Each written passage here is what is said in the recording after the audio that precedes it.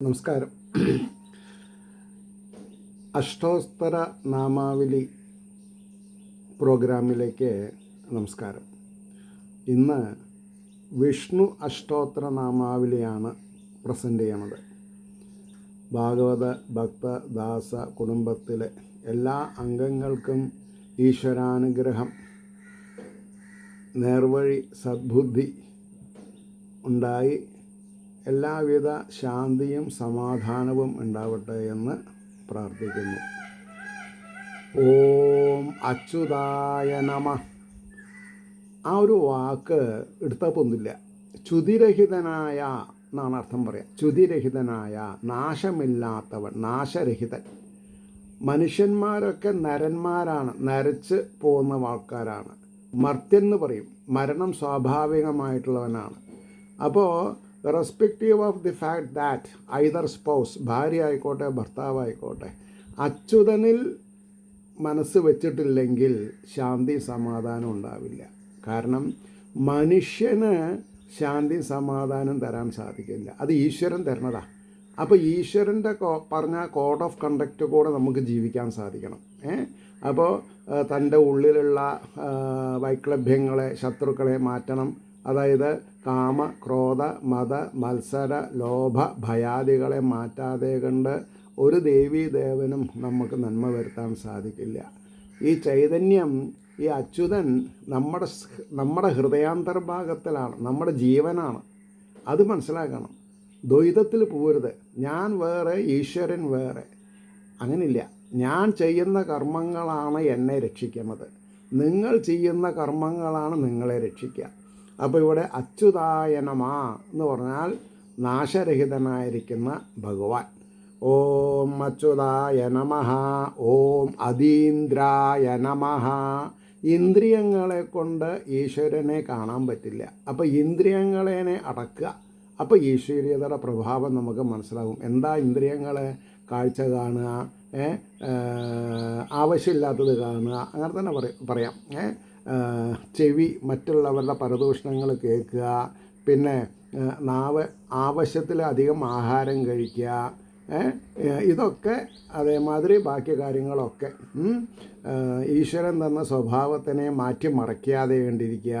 അതിനാണ് അതീന്ദ്രിയായ നമഃ. ഓം അനാധിനിധനായ നമഃ.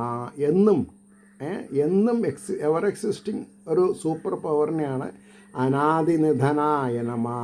ഓം അനിരുദ്ധായ നമഃ. അനിരുദ്ധൻ എന്നുള്ളത് ഭഗവാൻ ശ്രീകൃഷ്ണൻ്റെ മകൻ പ്രത്യുപ്നൻ. പ്രത്യുപ്നൻ്റെ മകനാണ് അനിരുദ്ധൻ. എന്നാൽ സത്യത്തിൽ ഈ ശരീരത്തിലുള്ള അന്ധകരണത്തിനെ 4 വിഭജിച്ചിട്ടുണ്ട്. അന്ധകരണം എന്നാണ് പറയുക അതിന്. അത് ശ്രീനിവാസൻ. ഓം ശ്രീനിവാസൻ എന്ന് പറഞ്ഞാൽ ശ്രീകൃഷ്ണൻ. അത് കഴിഞ്ഞാൽ പിന്നെ പ്രത്യുപ്നൻ, പിന്നെ അനിരുദ്ധൻ, പിന്നെ സംഘർഷണൻ. അത് എന്താണെന്നാ പറയുക? ചിത്ത്, മനസ്സ്, അഹങ്കാരം, ബുദ്ധി, ഇങ്ങനെ 4 പകരമാണ് ഈ ചതുർവ്യൂഹങ്ങളെന്ന് പറയുക. ഇതൊക്കെ മനസ്സിലാക്കിയാൽ ഈ 4 ഗുണം, ഈ ചതുർവ്യൂഹങ്ങൾ എവിടെയാണ്? അവരവരുടെ ഉള്ളിലാണ്, പുറത്തല്ല. ഓം അനിരുദ്ധായ നമഃ. ഓം അമൃതായ നമഃ. ഇതൊക്കെ മനസ്സിലാക്കിയാൽ ജീവിതം മരണമില്ലാത്തതാവെന്ന് പറഞ്ഞാൽ ശാന്ത സൗഭാഗ്യ പൂരിതമാവെന്ന് പറയണു. ഓം അരവിന്ദായ നമഃ. ഓം അശ്വത്ഥായ നമഃ. എല്ലാം ഉണ്ട് അതിൽ. ഓം അശ്വത്ഥായ നമഃ. ഓം ആദിത്യായ നമഃ. സൂര്യൻ. ഓം ആദിദേവായ നമഃ. Ever existing. ഓം ആനന്ദായ നമഃ. അപ്പോൾ ഈ അച്യുതനെ, നമ്മുടെ ജീവനെ അച്യുതനായിട്ട് സ്വീകരിച്ചാൽ എന്ത് കിട്ടും? ആനന്ദായ നമഃ. ഓം ഈശ്വരായ നമഃ. എല്ലാ ദേവതകൾക്കും മേലെയാണ്. ഓം ഉപേന്ദ്രായ നമഃ. വാമനൻ. ഓം ഏകസ്മൈ നമഃ. ഓം ഓജസ്തേജോധിതരായ നമഃ. ഓജസ് നമ്മുടെ ശരീരത്തിൽ ആഹാരത്തിൽ നിന്ന് വരുന്ന രുതിരം, രുതിരത്തിൽ നിന്ന് വരുന്ന മജ്ജയിൽ നിന്നാണ് എന്തുണ്ടാവണത്? ഓജസ്. ആ ഓജസ് തേജോധിതരായ നമഃ. ഓജസ്സിനെ തേജസ്സാക്കി മാറ്റാൻ എനിക്ക് നിങ്ങൾക്കും സാധിക്കണം. അവിടെയാണ് ഇന്ദ്രിയ നിഗ്രഹത്തിൻ്റെ വില കിടക്കുന്നത്. ഇതൊന്നും അറിയാതെ കൊണ്ട് കിട്ടിയതൊക്കെ മത്സ്യമാംസങ്ങൾ തിന്നാനും മധുപാനം ചെയ്യാനും, അതായത് ഹോട്ട് ഡ്രിങ്ക്സ് കഴിച്ചിട്ട് ശരീരത്തിന് കേടുവരുത്താനാണ് താല്പര്യം വിചാരിച്ചാൽ ആർക്കും ഒന്നും നമ്മളെ സഹായിക്കാൻ പറ്റില്ല. ഒരു ദേവീദേവനും നമ്മളെ സഹായിക്കാൻ പറ്റില്ല. ഓം ഓജസ് തേജോധിതരായ നമ, ഓം കുമുദായ നമ, ഓം കൃതജ്ഞായ നമ, ഓം കൃഷ്ണായ നമ, ഓം കേശവായ നമ, ഓം ക്ഷേത്രജ്ഞായ നമ, ഓം ഗദാധരായ നമ, ഓം ഗരുഡധ്വജായ നമ, ഓം ഗോപതയേ നമ, ഓം ഗോവിന്ദായ നമ, ഓം ഗോവിദാംപതയേ നമ, ഓം ചതുർഭുജായ നമ, ഓം ചതുർവ്യൂഹായ നമ, ഓം ജനാർദ്ദനായ നമ, ഓം ജ്യേഷ്ഠായ നമ, ഓം ജ്യോതിരാദിത്യായ നമ, ഓം ജ്യോതിഷേ നമ, നമ്മുടെ ഉള്ളിൽ ജ്യോതിസ്വരൂപനായിട്ടിരിക്കുന്നവൻ. ഓം താരായ നമ, ഓം ദമനായ നമ, ഓം ദാമോദരായ നമ, ഓം ദീപ്തമൂർത്തയേ നമ, ഓം ദുസ്വപ്നനാശനായ നമ. കോടീശ്വരനാണ്, കടന്ന ഉറക്കം വരില്ല, കഴിച്ചത് ദഹിക്കില്ല, ദുസ്വപ്നങ്ങൾ കാണുകയാണ്, എന്തു ചെയ്യാൻ പറ്റും? നാരായണ നാരായണ നാരായണ എന്ന് ജപിക്കുന്ന വേണം. ഒരു ദിവസം ജപിച്ചാൽ പോരാ. സദാസേവ്യ സദാസേവ്യ.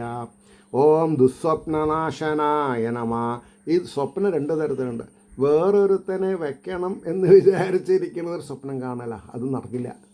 അപ്പോൾ ഭഗവാൻ നമ്മൾക്കാണ് ചീത്ത അവസ്ഥകൾ തരിക.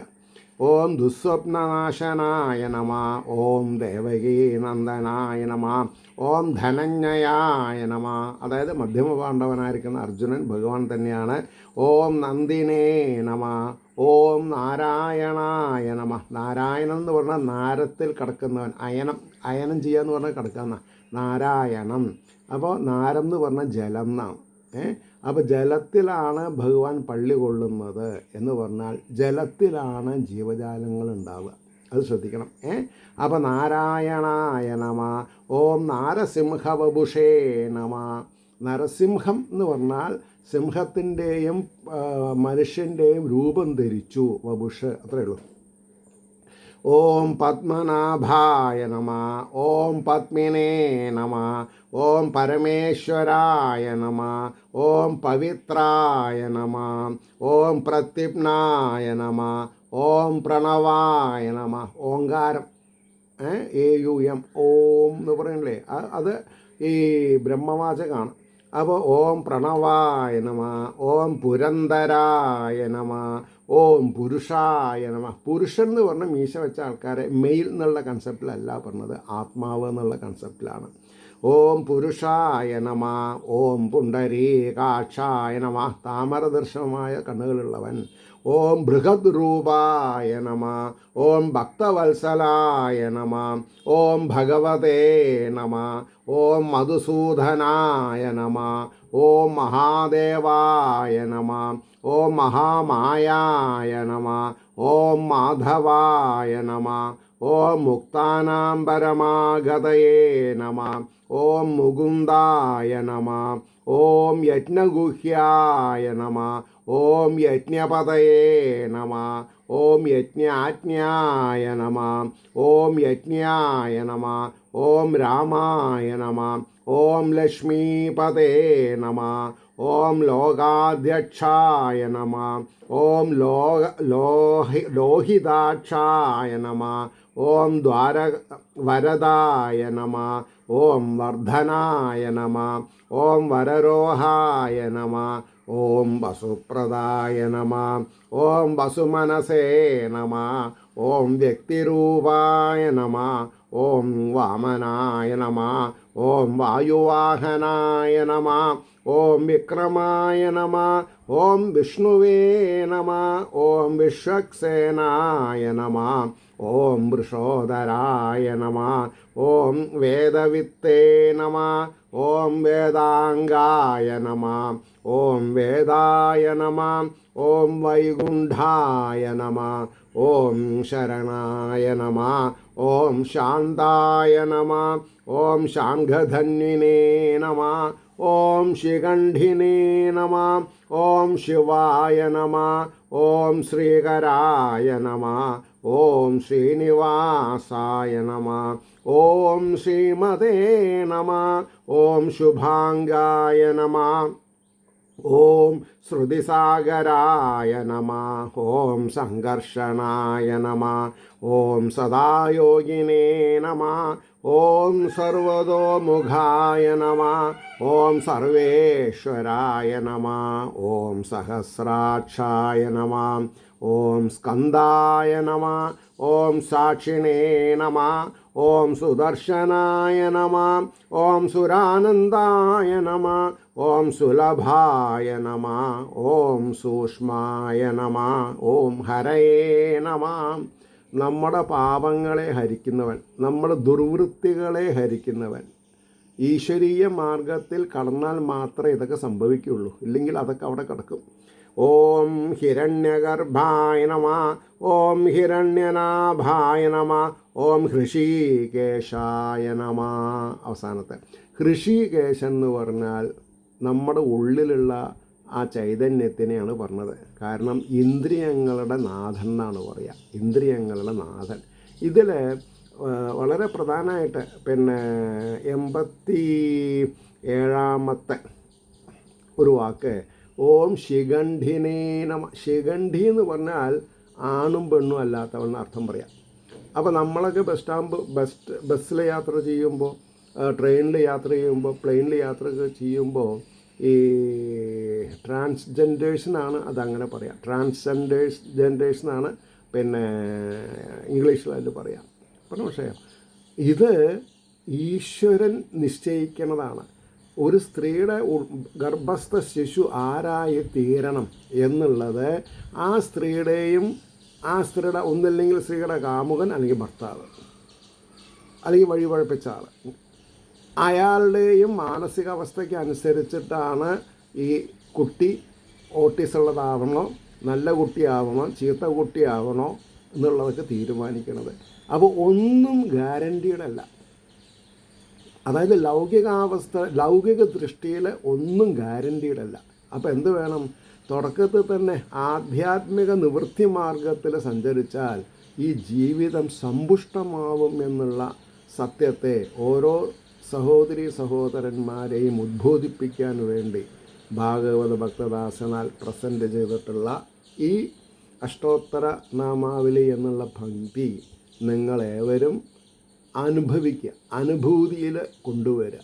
തീർച്ചയായിട്ടും ശാന്തിയും സമാധാനവും ഉണ്ടാവുമെന്നുള്ള സത്യം മാത്രമാണ് എന്ന് പറഞ്ഞുകൊണ്ട് വാക്കുകൾ ഉപസംഹരിക്കുന്നു. നാളെ കാണാം.